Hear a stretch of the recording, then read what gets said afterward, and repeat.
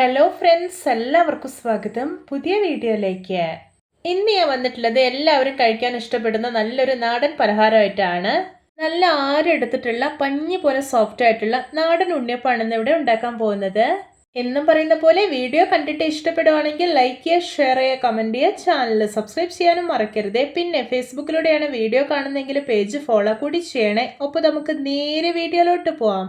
ഞാനിവിടെ ഒരു 4 piece bread എടുത്ത് വെച്ചിട്ടുണ്ട്. ഇതിലോട്ടൊരു 1 ഗ്ലാസ് വെള്ളം ഒഴിച്ചു കൊടുക്കാം. എന്നിട്ട് ഒരു 5 മിനിറ്റ് സോക്ക് ചെയ്യാൻ വേണ്ടിയിട്ട് മാറ്റി വയ്ക്കാം.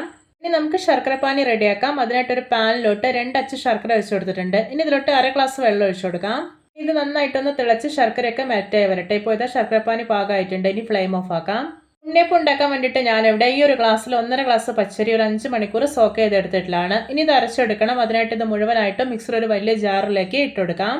പച്ചരി നന്നായിട്ട് തന്നെ കുതിർത്തിയെടുക്കണം, അത് പ്രത്യേകം ശ്രദ്ധിക്കണേ. ഇനി ഇതിലോട്ട് ഒരു 4 ഏലയ്ക്ക തൊലി കളഞ്ഞത് ഇട്ടുകൊടുക്കാം. ഇപ്പോഴത്തെ ബ്രെഡ് കുതിർന്ന് കിട്ടിയിട്ടുണ്ട്. ഇനി ഇത് പിഴിഞ്ഞിട്ട് ഇതിലെ വെള്ളം ഒഴിവാക്കാം. ശേഷം ഇത് മുഴുവനായിട്ടും ജാറിലേക്ക് ഇട്ടുകൊടുക്കാം. ഇതിലോട്ടൊരു 1/2 ഗ്ലാസ് വെള്ളം ഒഴിച്ചു കൊടുക്കാം. എന്നിട്ട് നല്ല സ്മൂത്ത് ആയിട്ടൊന്ന് അരച്ചെടുക്കാം.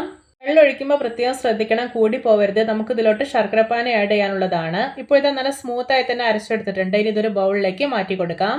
റെഡിയാക്കി വെച്ചിരിക്കുന്ന ശർക്കരപ്പാനി നല്ല ചൂടോടെ തന്നെ അരിച്ചതിന് ശേഷം മാവിലോട്ട് ചേർക്കാം.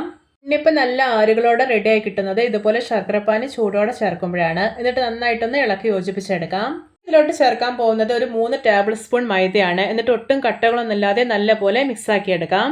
ഇപ്പോൾ ഇത് മാവ് നല്ല പെർഫെക്റ്റ് ആയി തന്നെ മിക്സ് ആക്കി എടുത്തിട്ടുണ്ട്. ഇതിന്റെ ഒരു കൺസിസ്റ്റൻസി എന്ന് പറയുന്നത് ഓവർ ടൈറ്റും അല്ല ഓവർ ലൂസും അല്ല. ഈ ഒരു പാകത്തിൽ വേണം മാവ് റെഡിയാക്കി വെക്കാനായിട്ട്. ഇനി ഇതൊരു 5 മണിക്കൂർ റെസ്റ്റ് ചെയ്യാൻ വേണ്ടിയിട്ട് അടച്ചു വെക്കാം. ഇപ്പോഴിതാ 5 മണിക്കൂർ ആയിട്ടുണ്ട്. മാവ് കണ്ടോ നല്ല പെർഫെക്റ്റ് ആയി തന്നെ ഫെർമെന്റ് ആയി കിട്ടിയിട്ടുണ്ട്. ഇതിലോട്ട് വെള്ളമൊന്നും ഒഴിക്കരുത്. ഈ ഒരു കൺസിസ്റ്റൻസിയിൽ വേണം നമ്മൾ ഉണ്ണിയപ്പം ഉണ്ടാക്കി എടുക്കാനായിട്ട്. ഇനി ഇതിലോട്ട് കുറച്ച് തേങ്ങാക്കൊത്തും വെള്ളം കൂടി നെയ്യിൽ ഫ്രൈ ചെയ്തെടുത്തിട്ടുള്ളതാണ്. ഇത് കൂടി ചേർക്കാം. എന്നിട്ടൊന്ന് മിക്സ് ചെയ്തെടുക്കാം. ഇപ്പോഴത്തെ മാവ് റെഡി ആയിട്ടുണ്ട്. ഇനി എത്രയും പെട്ടെന്ന് തന്നെ ഉണ്ണിയപ്പം ഉണ്ടാക്കിയെടുക്കാം.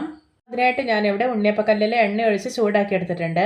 ഇനി ഒരു ഗ്ലാസ്സിലെ മാവ് ഒഴിച്ചതിന് ശേഷം എല്ലാ കുഴികളിലും ഒഴിച്ചു കൊടുക്കാം. എണ്ണ ചൂടായി കഴിഞ്ഞാൽ പിന്നെ ഒരു മീഡിയം ഫ്ലെയിമിൽ വെക്കണം. അപ്പോഴതിൻ്റെ ഉള്ളൊക്കെ നല്ല പെർഫെക്റ്റ് ആയിട്ട് കുക്കായി കിട്ടുള്ളൂ. ഇപ്പോൾ ഇതാ ഉണ്ണിയപ്പത്തിൻ്റെ ഒരു സൈഡെല്ലാം നന്നായിട്ട് മുരിഞ്ഞ് കിട്ടിയിട്ടുണ്ട്. ഇനി ഇതെല്ലാം ഒന്ന് തിരിച്ചിട്ട് കൊടുക്കാം. നല്ല ആരെടുത്ത സോഫ്റ്റ് ആയിട്ടുള്ള ഉണ്ണിയപ്പം നിങ്ങൾക്ക് ഉണ്ടാക്കാൻ പറ്റുന്നില്ലെങ്കിൽ ഇതുപോലെ ഒന്ന് ഉണ്ടാക്കി നോക്കൂ. നിങ്ങളത് ഫ്ലോപ്പായി പോവേ ഇല്ല, ഉറപ്പായിട്ടും റെഡി ആയി കിട്ടും. അപ്പോൾ ഇതാ 2 സൈഡ് നന്നായിട്ട് മുരിഞ്ഞ് നല്ലൊരു ബ്രൗൺ കളറായിട്ടുണ്ട്. അപ്പോൾ ഇത് പാകമായിട്ടുണ്ട്. ഇതിനി എണ്ണയിൽ നിന്ന് കോരി മാറ്റാം. ഉള്ളൊക്കെ നല്ല സോഫ്റ്റ് ആയിട്ടുള്ള ആരെടുത്തിട്ടുള്ള ഒട്ടും എണ്ണയൊന്നും കുടിക്കാത്ത ഉണ്ണിയപ്പമാണിത്. നിങ്ങൾ എല്ലാവരും ഇതുപോലെ ഒന്ന് ഉണ്ടാക്കി നോക്കണേ. ഒരു 2 days ഒക്കെ ഇത് നല്ല സോഫ്റ്റ് ആയി തന്നെ ഇരിക്കും കേട്ടോ. ഒട്ടും ഹാർഡായി പോകത്തേ ഇല്ല. അപ്പോൾ എല്ലാവർക്കും എൻ്റെ സ്പെഷ്യൽ നാടൻ ഉണ്ണിയപ്പം റെസിപ്പി ഇഷ്ടപ്പെട്ടെന്ന് വിചാരിക്കുന്നു. ഇഷ്ടപ്പെട്ടാൽ സപ്പോർട്ട് ചെയ്യാൻ മറക്കരുത്. അപ്പോൾ ഇതുപോലെയുള്ള വെറൈറ്റി വീഡിയോകളായി നമുക്ക് വീണ്ടും കണ്ടുമുട്ടാം. Okay, bye bye.